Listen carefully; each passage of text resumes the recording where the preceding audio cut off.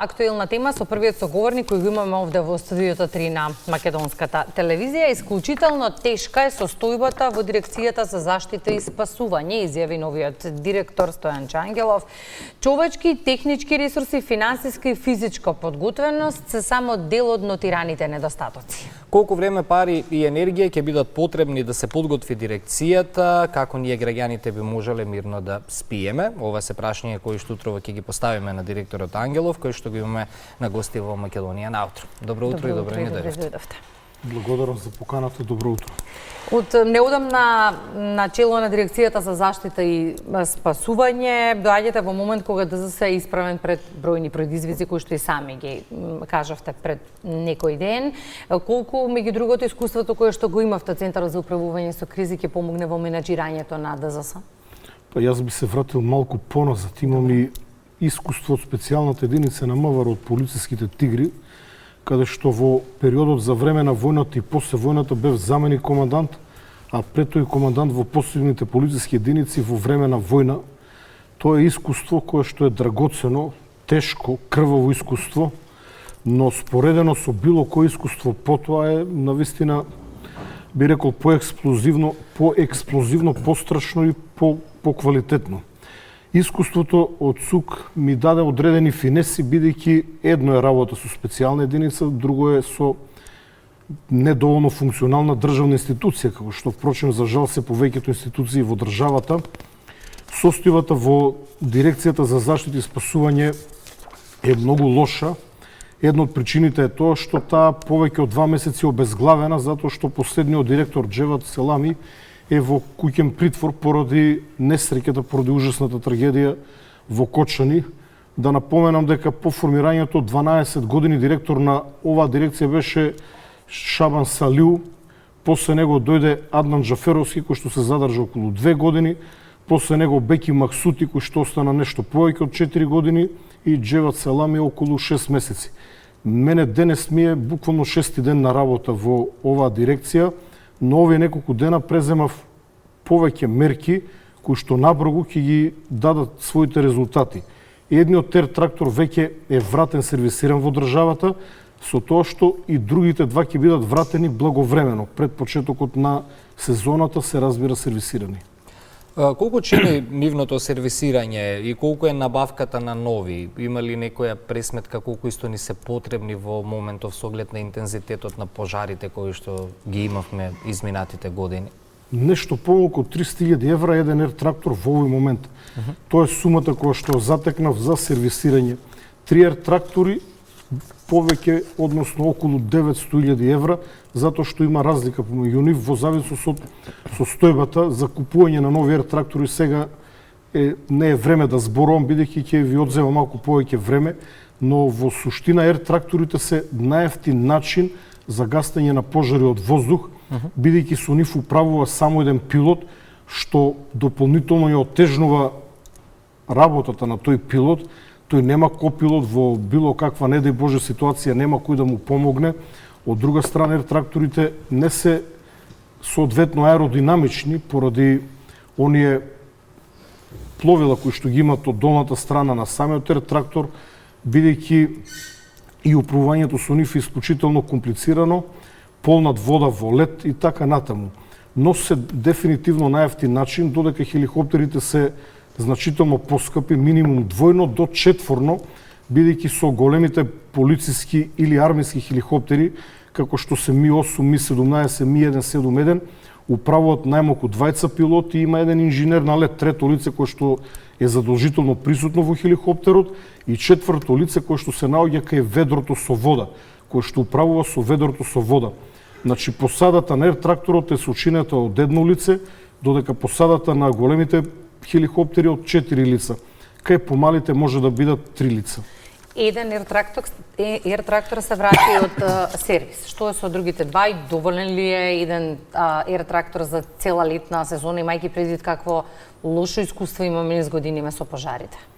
Останатите два моментално се на сервис, постојат одредени финансиски компликации, затоа што сумата за сервис е значително повисока од она што било очекувана, но со силна поддршка пред се на премиерот, потоа министерот за внатрешни работи и владата Верувам дека овој проблем ќе биде веднаш надминат, бидејќи се разбира дека владата ќе обезбеди пари за да се плати сервисот и верувам дека тие благовремено ќе пристигнат во државата, веќе стапи во комуникација со лицето кој што ја предводи фирмата, односно таа една можеби единствена компанија која што врши сервис во Европа на овие ер-трактори и ќе во иднина ќе најдеме начин, поинаков начин на кој што ќе бидат сервисирани ер-тракторите, бидејќи ние како држава имаме изворедни луѓе во авиооделението во ДЗС кои што сами може да го работат сервисот. Потребно е да се купи дополнителна опрема, да се изгради еден хангар, што е многу поевтино отколку ер-тракторите да се носат на сервисирање во странство. Јас немам одговор зошто ова одамна не е направено. Бидејќи варијантата да се сервисираат дома нуди многу придобивки. Прво е драстично поевтино, второ можеме да се вклучиме во друг систем кога и други ер-трактори би биле сервисирани во нашата држава. И наместо да треба да фрламе купишта пари, ние можеме да ги доведеме до ниво кога можеби не би не чинеле воопшто, а можеби и може да се заработи нешто од сервисот. Но доволни ли се 3? Се разбира дека не се доволни, секогаш. Колку се потребни реално? Одговор на ова прашање нема, затоа што далеку помоќната Грција и уште помоќната Турција немаат доволен број на канадери или на хеликоптери за гасење на пожари, затоа што промената на климата, глобалното затоплување го прави своето. Ние не можеме да здивнеме и да кажеме ова лето најверојатно ќе одмориме од големи пожари, затоа што погледнете за 2 дена дојде до пресврт. Еве денес веќе, односно вчера, денес температурата се движи околу 30 степен, а верувам ќе иде уште повисоко. Дождовите кои што врнеа претходниот период направија вегетацијата да е бујна, да е исклучително висока. Ние имаме трева, грмушки кои што се високи по 1 метар. Во крајот на јуни тие веќе ќе се исушат, првата половина на јули ќе имаме многу горлив материјал. Доволна искра за палење на ваквата сува вегетација, потоа со малку ветер кој што во тој период од годината го има, поради струењето, поради високата топлина, го има на одредени делови од државата, како што е например во Овче поле, каде што постојано постојано дува ветер, каде што минатата година се измачивме гасејќи еден голем пожар, токму поради ветрот кој што дуваше од 80 до 120 км на час. Така што мојата прогноза е дека не очекува жешко и тешко лето и се надевам не во обем како минатата година. Така. Ајде малку да зборуваме и за решенија. Секако граѓаните треба да бидат информирани за проблемите во институциите, но бараат нели и решенија. Главните предизвици пред кои е исправен ДЗС покрај проблемите нели за кои што зборувавме со ер-тракторите и недостигот на пилоти, тука е опремата, физичка подготвеност, многу проблеми за само една институционална алка. Кажавте 6 дена веќе нели како директор веќе превземавте некои иницијативи. Па ајде да позборуваме и за решенијата. Можеме ли да се надеваме дека сите овие проблеми можат да се стават некако во некој ред, ако изминативе 30 на години не се размислувало за нивно решавање, бидејќи граѓаните и добиваат впечаток дека едноставно некои работи не се решливи. Дали можеме да дадеме малку оптимизам? Кога се сака и кога се умее, може да се завршат многу работи, се разбира, кога се има соодветна поддршка. Јас можам да се пофалам дека и сакам и можам и имам соодветна поддршка од страна на премиерот и владата.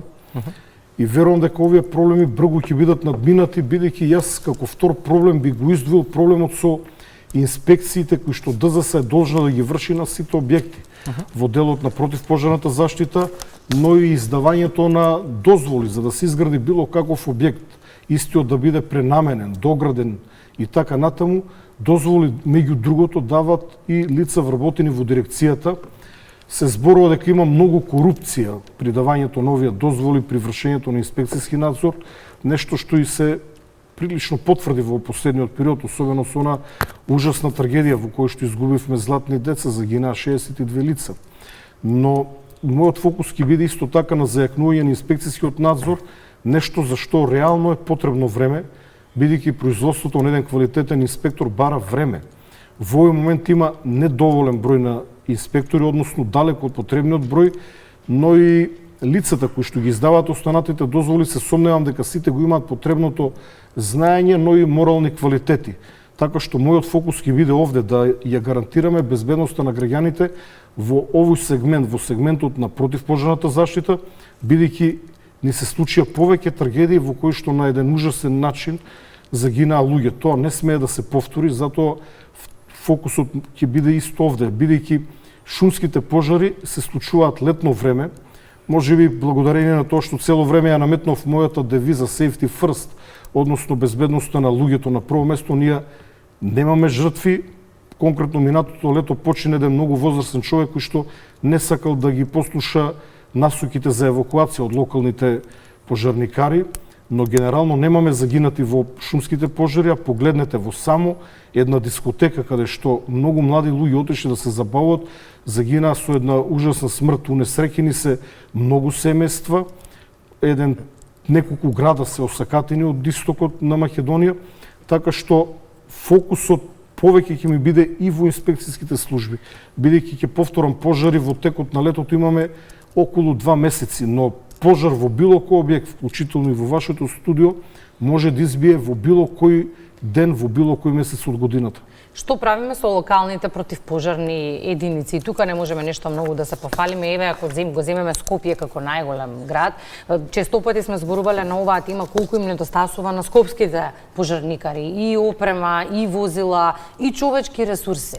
Дирекцијата нема надлежност во Да, знам, пожарникарите. апсолутно, меѓутоа тоа се алки, така. Пожарникарите, односно територијалните противпожарни единици се целосно децентрализирани и се под градоначелниците. И јас напротив сметам дека Скопската противпожарна бригада е на висина на задачата и покрај тоа што им недостасуваат луѓе, тие се исклучително пожртвувани. Работам Ние не со нив зборуваме за овие 4 години. професионалноста и посветеноста, зборуваме за тоа што навистина им е потребно, нели? Има делумна опрема, но факт е дека се потребни луѓе. Токму во таа насока и премиерот пред неколку дена најави вработување на околу 400 пожарникари, но би кажал дека имаме и светли точки. Например, територијалната противпожарна единица од Кавадарци е на високо ниво и опремена и обучени, буквално ја користиме како специјална единица секаде каде што е најтешко. Имав можност да работам и со помали противпожарни единици, како Старо Нагоричане, па и други. Сега ќе да не се најде некој повреден. Сум работел со повеќе противпожарни единици каде што имаме извонредни пожарникари, посветени, пожртвувани, иако за жал нивната опрема е застарена и е далеко од она што би требало да биде. Да. Застарена опрема, корупција, проблеми кои што секогаш се детектираат, но нели секогаш кога имаме несреќи или пожари, човечките капацитети знаат да покажат што најдобро умеат на терен и никогаш не ги разочарале граѓаните. Тука сме сите, нели секогаш согласни дека навистина се делува веднаш и подготвено, но ако ете ги земеме сите овие проблеми и бидеме уште поорганизирани, најверојатно ќе имаме уште подобри резултати во иднина. Сите се стремиме кон такво нешто. Веќе по самото формирање на владата се зафати со еден многу тежок процес. Тоа е реформа или јас би рекол, како што впрочем и премиерот сака да каже, трансформација на целиот систем за управување со кризи.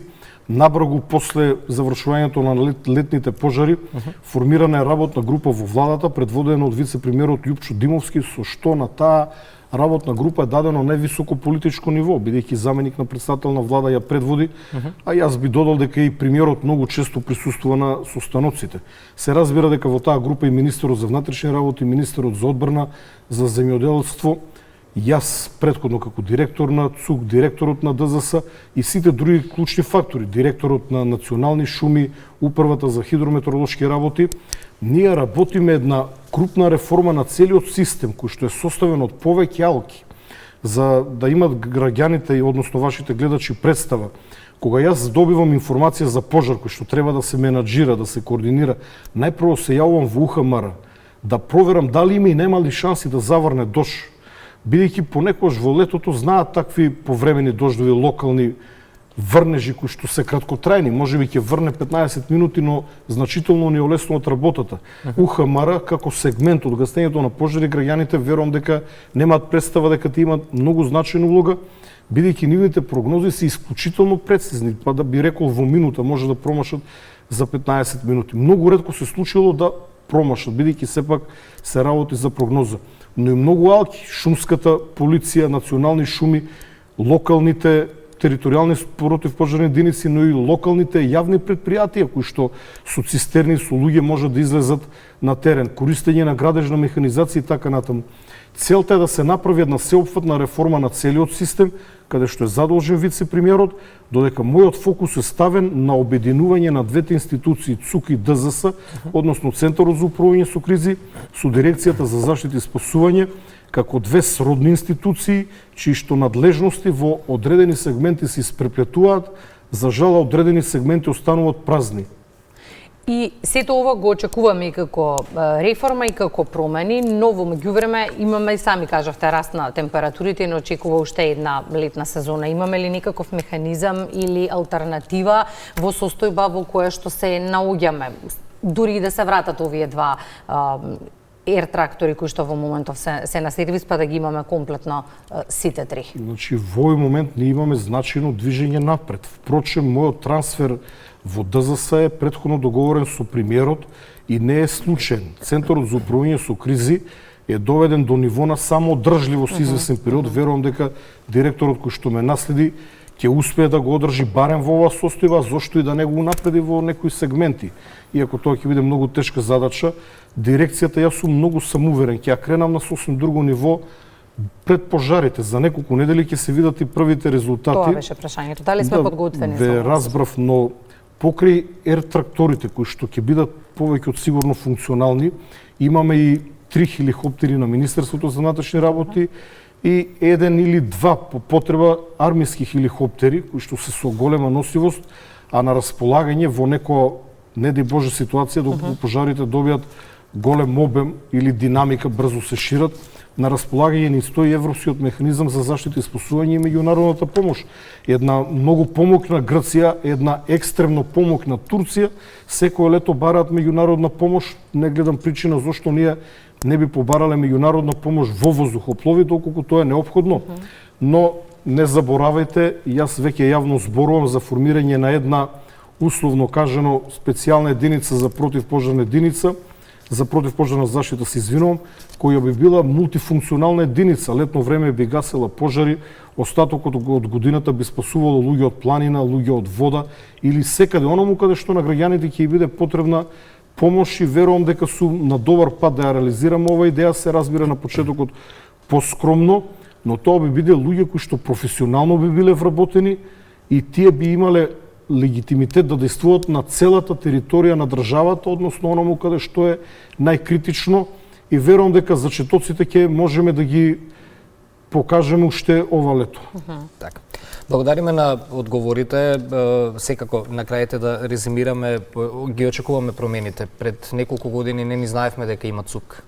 Благодарение на вас, мислам дека граѓаните поактивно се вклучија во сето тоа што представува работа и тука сакам нели секако да ги повикам и граѓаните пред почетокот на летниот период сите да бидеме одговорни и да соработуваме. Да избегнеме поголеми. Голема благодарност до вас медиумите, буквално до сите македонски медиуми, од најмоќните па до оние послабите портали, бидејќи благодарение на вашата посветеност нова проблематика по моето доаѓање на позицијата директор на ЦУК, целата јавност сега е запозната со опасностите, ризиците и штетата од пожарите. Мислам дека свесноста кај граѓаните денес и пред 4 години е на сосем различно ниво. Впрочем, доказ за тоа се моите постојани гостувања, бидејќи и вие како представници на медиумите, како водители, сте свесни за значењето на противпожарната заштита. Ви благодарам многу. Па заедно ќе правиме промени. Благодарам многу за гостувањето во Македонија на утре. Ќе заокружиме оваа тема со Линковското вклучување од Штип. Минатото лето беше пеколно за источниот регион од земјава. На пожарот на планината Серта изгоре 9000 хектари шума, во Овчаполието изгоре околу 40 објекти кај 3 села. Сега се постава прашањето како се подготвува Штипската противпожарна единица да не се повтори минатото лето, како се екипирани годинава. Сите овие одговори ги бараме од колешката Славица Величковска. Славица? Токму така ване се наоѓаме пред објектот на противпожарната единица во Штип, како што можете да видите неколку возила. Командирот вели дека во однос на минатото лето се побогати за плюс едно возило со кое може да се интервенира токму во пожари во шумски предели и на отворено. Меѓутоа, ono што е проблем е недостигот на стручен кадар, како што одат луѓе во пензија пожарникари, тешко се пополнуваат нивните места. Тоа е посебно овој проблем изразен во текот на летниот период, кога буквално секојдневно нашите пожарникари се на терен и интервенираат. Но во периодите кога немаат секојдневни обврски, тие се подготвуваат за интервенции, посебно на отворено и во шумски региони, така што немаат, мислам, сите сакаме да немаат работа пожарникарите, меѓутоа тие и кога немаат интервенции се подготвуваат за предстојното лето. Да се надеваме, како што споменавте и вие, дека свеста на граѓаните расте и дека сите некако по-предпазливо ќе се однесуваме кога престојуваме во природа, за случајно да не предизвикаме катастрофа, како што имавме минатото лето, кога буквално целиот регион овде гореше, се чувствуваше и во воздухот, се чувствуваше голема тежина за сите оние кои баре малку помислуваат на животниот свет кој исчезна таму, не само на растенијата, односно на планинските, односно на шумата, на зимзелената шума, туку и на сите оние екосистеми кои неповратно исчезнаат токму во пламените на овие големи пожари кои лани ги имавме. Да се надеваме дека оваа година ситуацијата ќе биде подобра и прашавме деновиве и разговаравме со командирот на Штипската противпожарна територијална единица Благој Ренџов, прашавме како се подготвуваат за оваа сезона, што им недостига. Велат, како што кажав, дека се подобри во однос на лани во поглед на возилата, но и во поглед на личната опрема која е специјална кога се оди да се гаси пожар на отворено, посебно во шумски услови. Да слушнеме изјавата. Територијалната противпожарна единица во моментот располага со 32 професионални обучени пожарникари кои во секое време се спремни да одговорат и на отворен простор и во урбана заедница и на сообраќајни незгоди и на се што можеме да помогнеме на населението. Самите пожарникари се доволно обучени, да се справат со сите несакани прилики и последици. За опрема, да, како секоја територијална противпожарна единица и територијалната противпожарна единица од Штип, ни недостасува опрема, дел од опремата, однос од минатите години, во овие последните 2 години, имаме набавка на 2 возила, еден камион, за шумски предели, имаме пред 7-8 месеци имаме набавено и ново теренско возило со посебен систем кој ни врши доста работа на шумските пожари. Тоа е за шумските пожари, летните пожари на отворено, кои никој не ги сакаме, но треба да сме подготвени да се справиме со нив. Меѓутоа, штипските пожарникари се соочуваат и со други проблеми кога интервенираат во урбаните средини. Имено нема возило со кое лесно би биле достапни становите на повеќе катниците. Се работи за скапо возило и велат дека сами не можат, ниту општината не може сама да го набави. Очекуваат помош од централната власт да добијат да набава такво возило со кое би се олеснило интервенцијата во урбаните средини, посебно на повисоките спратови на висококатниците. Друг проблем е и самата конфигурација на градот, каде има многу тесни улички, угорници, удолници и неголемиот проблем непрописното паркирање, односно паркирање на тротоарите или на самите улици, од каде се прави голем проблем кога треба брзо да се интервенира во така краток период да се стигне до местото, а местото е непристапно заради, како што кажав, тесните улици и многуте возила паркирани. Пожарникарите се соочуваат и со тој проблем и постојано апелираат да се избегнуваат, односно да не се практикуваат овие навики за да може навремено да се интервенира, бидејќи секоја таква некоја сообраќајна, ајде да кажеме, неписменост некого може да го чини и живот. Инаку во поглед на подигањето на свеста за заштита од пожари, можам да кажам дека во изминатите неколку неколку години се формираа неколку доброволни противпожарни друштва овде во источниот регион, кои посебно се активни во оние општини каде што нема професионални територијални противпожарни единици. Таков е случајот и со друштвото противпожарното, доброволното противпожарно друштво од Пехчево, кое буквално се вклучи во сите пожари во Малешевскиот регион и токму затоа оваа година ја доби и наградата која ние новинарите од источниот регион редовно ја доделуваме на секоја година на општествено одговорни компании и друштва заради нивната посветеност во работата, нивниот професионализам, иако се тие доброволно друштво, и нивната желба да се помогне во зачувување на природата, направи тие да ја добијат оваа награда, велат дека се горди, дека тоа е резултат на големата вклученост на сите љубители на природата и оние кои мислат дека треба да се помага во несакани ситуации, како што се елементарни непогоди, не само при пожари. Тие помагаат и при други елементарни непогоди, помагаат и во раззеленување, во пошумување, во чистење на околината и напредуваат, и тоа со брзи чекори напред, како доброволно друштво. Во Штип нема доброволно противпожарно друштво, бидејќи има професионална територијална противпожарна единица, меѓутоа мора да кажам дека минатата година мотоклубот Сол Рајдер и други здруженија кои располагаат со моторцикли, 4 цикли, значи возила со кои лесно може да се стигне до непристапните шумски предели, несебично се вклучија во гаснењето на пожарите на Серта и како еден елемент кој многу придонесе да се забрзаат сите постапки таму и се размислува и овде во Штип да се формира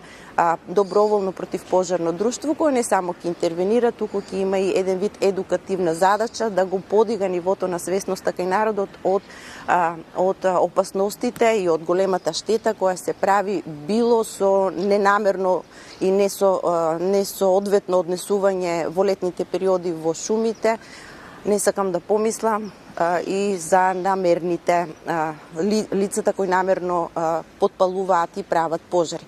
И сосема на крај истакнуваат од противпожарната единица дека работата веројатно ќе им се намали доколку се и устрожнат тие закони со кои би се санкционирале сите оние кои што ќе се докаже дека се виновни за почнување, односно поттикнување на било каков пожар на отворено, посебно во летниот период. Ова е се што подготвивме како информација од Штипската противпожарна територијална единица. Студио